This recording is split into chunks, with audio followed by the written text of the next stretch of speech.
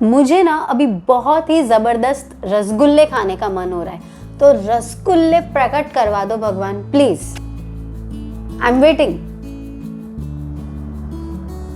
दे दो, इतने से रसगुल्ले ही तो मांगे। अच्छा कोई बात नहीं, मैं थोड़े दिन पहले बेवकूफ़ों के जैसे हेयर ट्रिम करवा के आ गई। इतने लंबे बाल थे मेरे फटाफट से हेयर ग्रोथ करवा दो अभी के अभी प्लीज, मेरे बाल लंबे कर दो। हो गए क्या? नहीं? अच्छा तो इस वीडियो पे 1 मिलियन व्यूज तो दिलवा दो।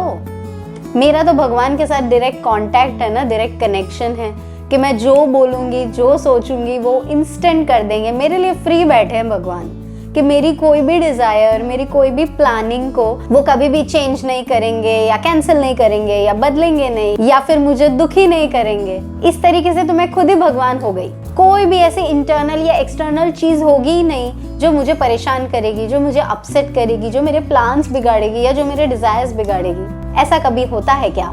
आप, मैं, सब लोग सब सेम ही है। सबके पास सेम इमोशंस है, सेम माइंड है, सेम थिंकिंग है। सिमिलर टाइप के सिचुएशंस में सब पैदा होते हैं, बड़े होते हैं, आगे बढ़ते हैं। हाँ, थोड़ा बहुत डिफरेंस रहता है लाइफ की एक्सटर्नल सिचुएशंस में, जिसकी वजह से हमारा इंटरनल माइंडसेट और संस्कार बनते हैं। कुछ हमारे कार्मिक फैक्टर्स भी रहते हैं, बट ओवरऑल सब सेम है। बट ये जो भी हमें ऑलमोस्ट सेम चीज़ें दी है ना, हमारा माइंडसेट, हमारे इमोशंस और सारी चीज़ें, उसको हम किस तरीके से हमारे लिए यूज़ करते हैं उस पे डिपेंड होता है कि कोई सिचुएशन जब हमारी लाइफ की खराब होगी उसमें हम दुखी होंगे या नहीं।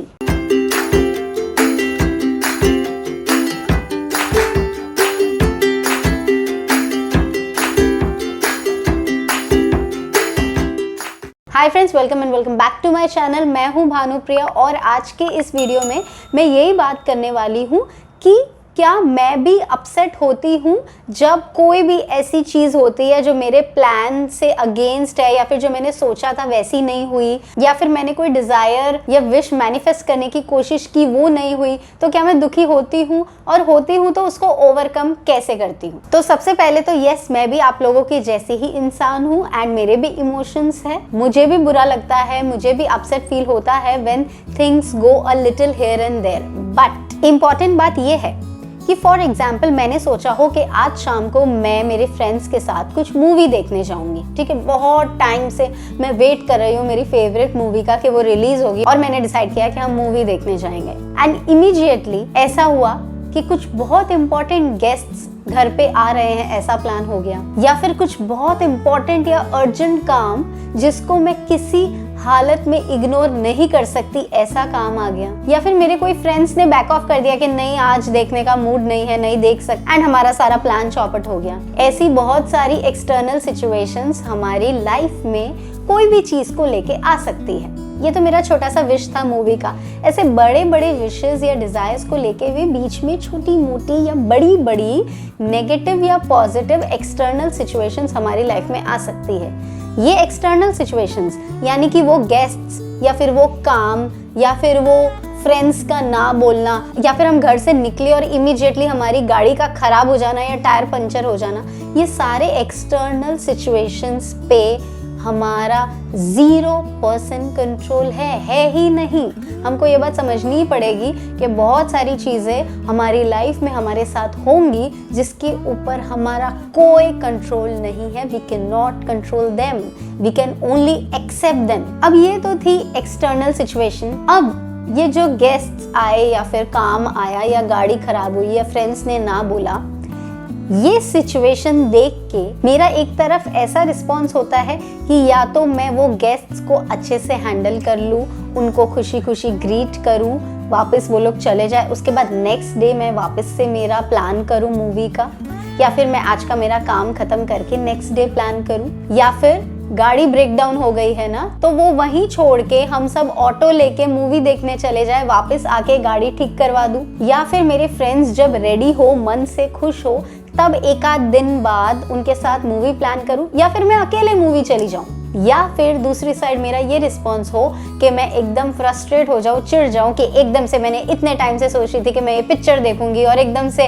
ये गेस्ट आ गए, इनको आज ही आना था, 365 दिन में से ये एक ही दिन इनको मिला है मेरे घर पे आने के लिए, या फिर पूरे हफ्ते तो काम नहीं आता, वीकेंड पे जब मैंने मेरा प्लान किया तब इमीडिएटली ऑफिस आवर्स के बाद ये लोग मुझे काम भेज रहे हैं, ऐसा बोल के मैं फ्रस्ट्रेट हूँ एंड ना वो काम अच्छे से कर पाऊँ, ना वो गेस्ट्स को अच्छे से हैंडल कर पाऊँ और ना ही मैं मूवी देख पाऊँ। ना तो वो आए, उनको मैंने खुश रखा और ना ही मेरी मूवी देखने का टाइम अभी रहा, देखनी तो मुझे नेक्स्ट डे ही पड़ेगी, बट उसको मैंने हैंडल इस तरीके से किया कि मैं परेशान हुई आज। तो ये है मेरा इंटरनल रिस्पॉन्स या इंटरनल सिचुएशन और ये 100% हमारे कंट्रोल में ही है। हमारी इंटरनल सिचुएशन जिससे हमारी लाइफ में हम खुश रहते हैं या दुखी रहते हैं वो 100% हमारे कंट्रोल में ही है।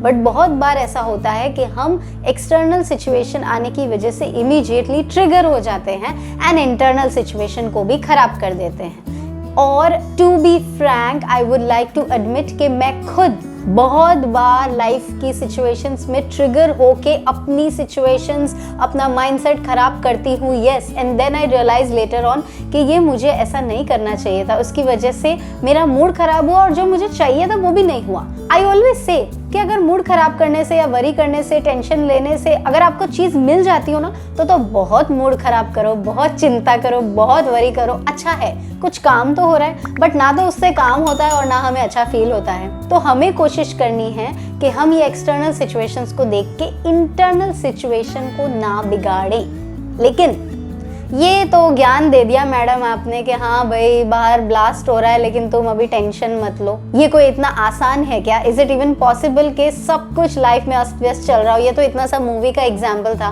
मेरे 7-8 साल के रिलेशनशिप के बाद पार्टनर ने मुझे धोखा दे दिया, डिच कर दिया। मेरे हस्बैंड ने इतने प्रोमिस किए थे और शादी के बाद मुझे इस तरीके से खराब तरीके से ट्रीट करते हैं। मेरे पेरेंट्स मुझे मेरी पसंद के पार्टनर के साथ शादी नहीं करने दे रहे या फिर मुझे आगे पढ़ाई नहीं करने दे रहे। ऐसी बड़ी बड़ी प्रॉब्लम्स है लाइफ में। उसको कैसे हम डील करें कि इंटरनली हम फ्रस्ट्रेट ना हो, इंटरनल सिचुएशन अच्छी रहे? तो उसका एक ही तरीका है।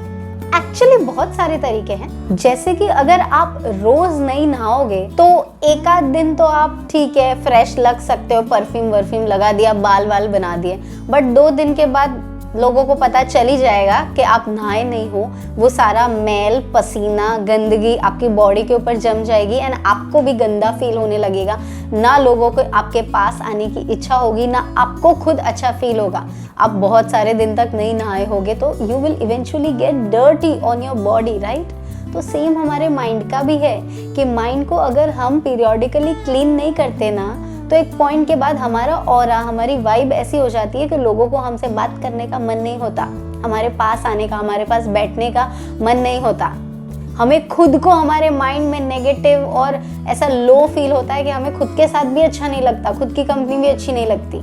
तो हम इंटरनली अच्छे कैसे रह पाएंगे? कुछ बुरा हो एक्सटर्नल सिचुएशन में तो उसमें थोड़ा सा दुखी होना, अपसेट होना इज ओके, इसमें कोई गलत बात नहीं है। हम सब ह्यूमंस हैं, हमें फीलिंग्स होगी ही, बट हम उस चीज़ के लिए लॉन्ग टर्म में रिएक्ट कैसे करेंगे वो इससे डिटरमाइन होता है कि हम इंटरनली कैसे हैं, यानी कि हमारा माइंड इंटरनली कितना साफ है, उससे डिसाइड होता है। और माइंड को हम साफ कैसे रख सकते हैं? ऑफ कोर्स मेडिटेशन से। सब बात करते हैं मेडिटेशन की, लेकिन किसी के पास भी टाइम नहीं है कि रेगुलरली ब्रश करने और नहाने के जैसे उसको अपने रूटीन में इंक्लूड करें।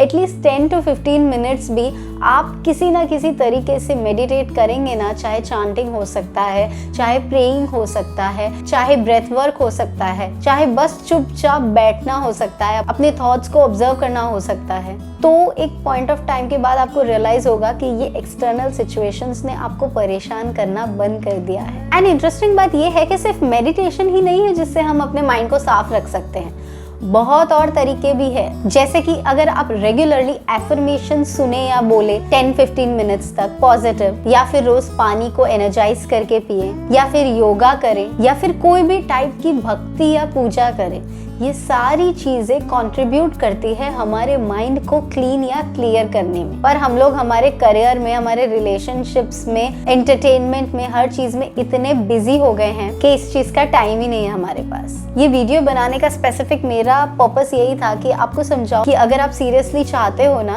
कि बाहर दुनिया में कुछ भी चल रहा हो फिर भी आप खुश, प्लेजेंट, हैप्पी, वंडरफुल फील करो, देन उसका एक ही तरीका है, give time to clean your mind in any way. And उसके बाद भी कभी कभी कुछ कुछ बातों में अगर बुरा लगता हो, सैड फील होता हो, ट्रिगर हो जाते हो तो it's okay, at least you are working towards it.